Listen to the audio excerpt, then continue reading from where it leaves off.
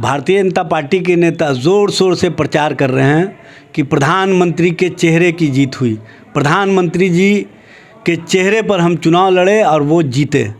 तो भारतीय जनता पार्टी के नेता ये भी स्पष्ट कर देने कि तीनों राज्यों में क्या प्रधानमंत्री जी जाकर के मुख्यमंत्री का शपथ लेंगे। इसलिए भारतीय जनता पार्टी के लोग ज़्यादा इतराए नहीं, उनको भी पता है, प्रधानमंत्री जी को भी पता है, सबको पता है कि चुनाव कैसे जीते हैं। प्रधानमंत्री जी ही उन राज्यों के मुख्यमंत्री होंगे, ये स्पष्ट कर दे। भारतीय जनता पार्टी जिस तरह का परसेप्शन खड़ा कर रही है उस परसेप्शन में स्वयं फंस चुकी है। 2024 का चुनाव देश के मुद्दे पर होगा और देश का मुद्दा है महंगाई का, देश का मुद्दा है नौजवानों के रोज़गार का, देश का मुद्दा है महिलाओं पर हो रहे अत्याचार, यौनाचार में भारतीय जनता पार्टी की भूमिका पर चुप्पी का। 6 दिसंबर को इंडिया गठबंधन की बैठक के बाद पूरे देश में इंडिया और इंडिया के प्रति जो पहले से विश्वास रहा है वो विश्वास और मजबूत होकर के जनता के बीच में आएगा। नमस्कार, आप देख रहे द एक्टिविस्ट न्यूज़, आपके साथ मैं हूँ रिया सुमन।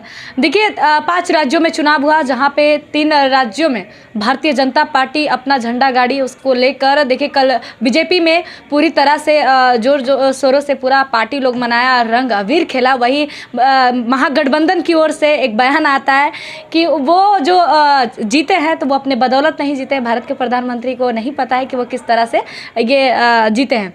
बातचीत करने के लिए हमारे साथ आरजेडी प्रवक्ता इजाज अहमद जी हैं, क्या कुछ कहना चाहेंगे? देखिए, सबसे बड़ी बात यह है कि 5 राज्यों का जो चुनाव हुआ उसमें 3 राज्यों में भारतीय जनता पार्टी आई। भारतीय जनता पार्टी के नेता ज़ोर शोर से प्रचार कर रहे हैं कि प्रधानमंत्री के चेहरे की जीत हुई, प्रधानमंत्री जी के चेहरे पर हम चुनाव लड़े और वो जीते। तो भारतीय जनता पार्टी के नेता ये भी स्पष्ट कर देने कि तीनों राज्यों में क्या प्रधानमंत्री जी जाकर के मुख्यमंत्री का शपथ लेंगे या प्रधानमंत्री जी ही उन राज्यों के मुख्यमंत्री होंगे, ये स्पष्ट कर दे। भारतीय जनता पार्टी जिस तरह का परसेप्शन खड़ा कर रही है उस परसेप्शन में स्वयं फंस चुकी है। और सबसे बड़ी बात यह है कि भारतीय जनता पार्टी के नेता ये भी बताएं कि जो मध्य प्रदेश में लाडली योजना चल रही थी उसका जो पैसा है वो चुनाव प्रक्रिया के अंतर्गत जब चुनाव चल रहा था तभी वो पैसे ट्रांसफ़र किए गए, जबकि इसी तरह की योजना जो तेलंगाना सरकार के द्वारा चलाई जा रही थी तो उसको चुनाव आयोग ने रोकने का काम किया। लेकिन मध्य प्रदेश में क्यों नहीं रोका गया? मध्य प्रदेश में आखिर इस योजना के माध्यम से भारतीय जनता पार्टी को फ़ायदा कैसे पहुँचे, इस पर क्यों ध्यान दिया गया? इस तरह की राजनीति करने वाली भारतीय जनता पार्टी और जिस तरह से महादेव ऐप का ढिंढोरा पीटा गया वहाँ छत्तीसगढ़ में, उस संबंध में भी लोग पूछना चाहते हैं कि ईडी, आईटी और अन्य जो एजेंसियों के माध्यम से आप चुनाव के दौरान या चुनाव प्रचार के दौरान जिस तरह का परसेप्शन खड़ा किए वो परसेप्शन लोगों को समझ में तब आया जब कल प्रधानमंत्री जी चुनाव जीतने के बाद जब खुशियां मनाई जा रही थी तो उनके चेहरे, उनके बॉडी लैंग्वेज बता रहे थे कि एक परीक्षा देने वाला परीक्षार्थी को पता होता है कि हम परीक्षा कैसे पास आउट किए।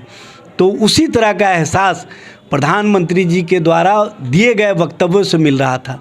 इसलिए भारतीय जनता पार्टी के लोग ज़्यादा इतराए नहीं, उनको भी पता है, प्रधानमंत्री जी को भी पता है, सबको पता है कि चुनाव कैसे जीते हैं। समय आने दीजिए, सब कुछ स्पष्ट हो जाएगा। लेकिन एक बात मैं स्पष्ट कर देना चाहता हूँ कि 6 दिसंबर को इंडिया गठबंधन की बैठक के बाद पूरे देश में इंडिया और इंडिया के प्रति जो पहले से विश्वास रहा है वो विश्वास और मजबूत होकर के जनता के बीच में आएगा। चूँकि जनता भी ये बात समझ रही है कि जो वोट हमने दिए उस वोट का परिणाम उस तरह से क्यों नहीं देखने को मिला, इससे ही जनता में आक्रोश है। समय आने दीजिए, सब कुछ स्पष्ट हो जाएगा। अरे, एक तरफ माननीय लालू प्रसाद जी का बयान आया था कुछ दिन पहले कि वो आशुभ हैं भारत के प्रधानमंत्री, तो वो दो विजय प्राप्त कर लिए, आपका इलेक्शन में विजय प्राप्त कर लिए, दूसरा कि टर्मिनल में फंसे लोगों को निकाल लेंगे। वो तो बहवाई लूट रहे हैं भाई कि सारा क्रेडिट बीजेपी को जा रहा है। अच्छा, ये बताइए, प्रधानमंत्री जी के संबंध में उन्होंने नहीं कहा था, उन्होंने नरेंद्र मोदी के संबंध में कहा था। नरेंद्र मोदी और प्रधानमंत्री अलग चीज़ है। और जो आदमी जिस तरह का होता है उसके परसेप्शन, उसके संबंध में लोग कहीं ना कहीं बातें कहते हैं। इसलिए उस चीज़ों को अब ज़्यादा तूल देने की आवश्यकता नहीं है। स्पष्ट रूप से समय आने दीजिए, चुनाव जीतना एक अलग चीज़ है, चुनाव जीत करके आप कितना आनंदित हो रहे हैं ये देखना सबसे बड़ी चीज़ है। और उनके आनंद उनके चेहरे से नज़र आ रहा था, इसलिए समय पर सब कुछ स्पष्ट हो जाएगा।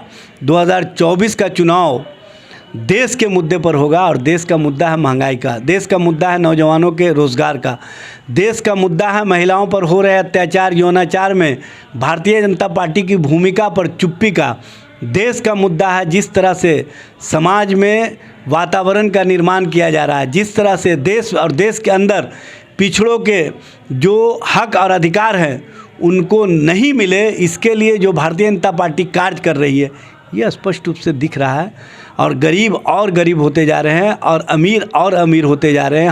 हमारे दो की जो नीतियां चल रही हैं उस नीतियों के कारण भारतीय जनता पार्टी और भारतीय जनता पार्टी के प्रति जो लोगों का गुस्सा है, जो लोगों का आक्रोश है, वो 2024 के चुनाव में देखने को मिलेगा।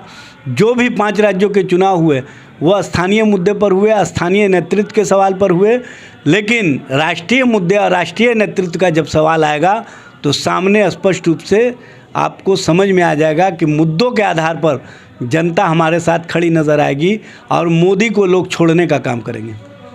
हाँ देखिए, इजाज़ अहमद जी का साफ तौर पे कहना है कि किस तरीके से मोदी जी ने 3 जगहों पर जो है विजय प्राप्त किया है, या फिर जिस तरीके से चुनावी मुद्दा चल रहा है अभी, और बिहार को लेकर इन्होंने साफ तौर पे कहा है कि आने वाले समय में किस तरह से बीजेपी को यहाँ से हटाने का काम करेगी महागठबंधन।